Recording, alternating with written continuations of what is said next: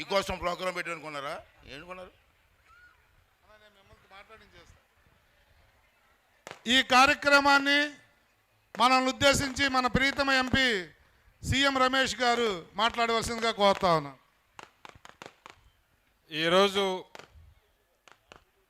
ఈ అనకాపల్లి ఉత్సవ సందర్భంగా ముత్యాలమ్మ పాలెం బీచ్లో బ్రహ్మాండంగా ఆర్గనైజ్ చేసిన మన శాసనసభ్యులు పంచకర్ల రమేష్ గారికి, అలాగే మన స్పీకరు పెద్దలు గౌరవనీయులు అయ్యన్నపాత్రుడు గారికి, మన ఇన్ఛార్జి మంత్రి కొల్లు రవీంద్ర గారికి, మన జిల్లా కలెక్టర్ గారికి, వేదిక పైన ఉన్న కూటమి నాయకులకి, అందరికీ ఇక్కడికి వచ్చిన మీకు అందరికీ పేరు పేరున నమస్కారాలు.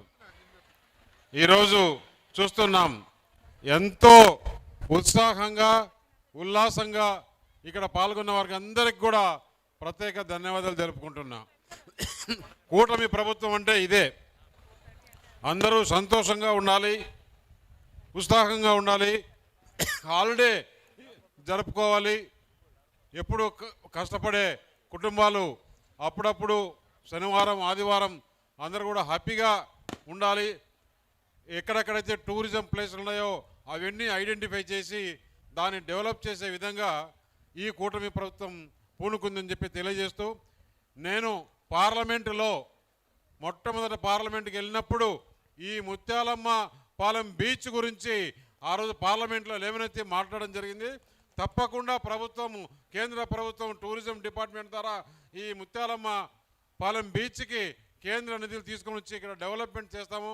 ఇంతకుముందే రమేష్ గారు చెప్పారు, ముందు కూడా మేము మాట్లాడుకొని పార్లమెంట్లో క్వశ్చన్ వేయడం జరిగింది, అది రావడం జరిగింది. తప్పకుండా కేంద్ర ప్రభుత్వం నుంచి తీసుకొచ్చి డెవలప్మెంట్ చేస్తాం.